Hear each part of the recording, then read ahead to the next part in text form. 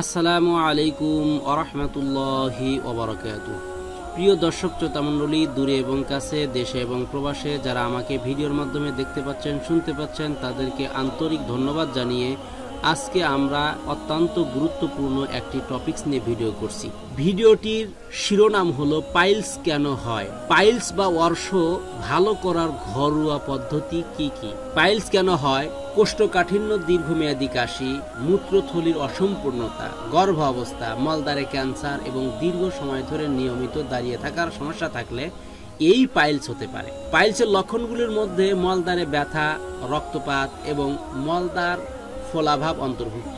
অন্য কথায় আন্তিক গতির সময় অতিরিক্ত চাপ, জন্মগতভাবে দুর্বল ধমনী, দীর্ঘস্থায়ী কাশি, কোষ্ঠকাঠিন্য বা ডায়রিয়া, ভারী কাজের চাপ, অতিরিক্ত ওজন, গর্ভ অবস্থা ইত্যাদি এর কারণে পাইলস বা অর্শ হয়। ঠিকমতো পাইলস বা অর্শ এর চিকিৎসা না করলে অল্প অল্প করে রক্ত ঝরতে ঝরতে রক্ত শূন্যতা দেখা দিতে পারে। কিভাবে বুঝবেন আপনার পাইলস হয়েছে?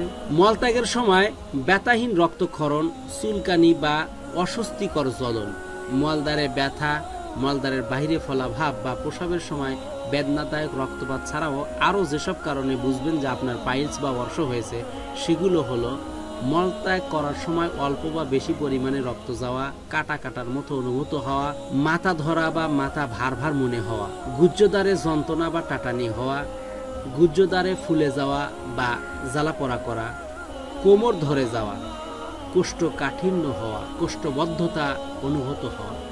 কোষ্ঠকাঠিন্যই হলো এই পাইলস বা অর্শ রোগের অন্যতম কারণ। উরু, বুক, নাভির চারপাশে ব্যথা এবং মলদ্বারে ভারী লাগা। অর্শ বা পাইলস হলে কি করবেন? হজম হয় না এই ধরনের খাবার খাবেন না, নিয়মিত মলত্যাগ করবেন, চিকিৎসকের পরামর্শ অনুযায়ী বিশ্রাম নেবেন।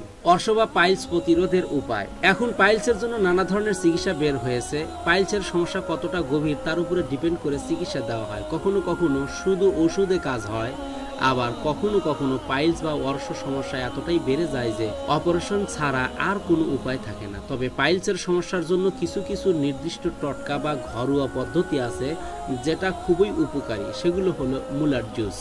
হ্যাঁ বন্ধুগণ, আপনারা ঠিকই শুনেছেন, মূলা হলো সাধারণ একটি সবজি যেটা আমাদের হাতের নাগালেই থাকে। আর এই সবজি পাইলসের বা অর্শ সমস্যার জন্য অত্যন্ত উপকারী। আপনি যদি মূলার রস বা জুস খান তাহলে আপনি অর্শ বা পাইলসের ক্ষেত্রে অনেকটা উপকার পাবেন ইনশাআল্লাহ। প্রথম দিকে মূলার রস বা জুস খেতে অনেক কষ্ট হবে আপনার, তাই প্রথম দিকে 1 কাপের 4 ভাগের 1 ভাগ দিয়ে শুরু করেন। এরপরে আস্তে আস্তে হাফ কাপ পর্যন্ত বাড়িয়ে নিতে পারেন। আপনি যদি নিয়মিত মূলার জুস খান তাহলে আপনি পাইলস বা অর্শ এই সমস্যা থেকে সমাধান পেতে পারেন।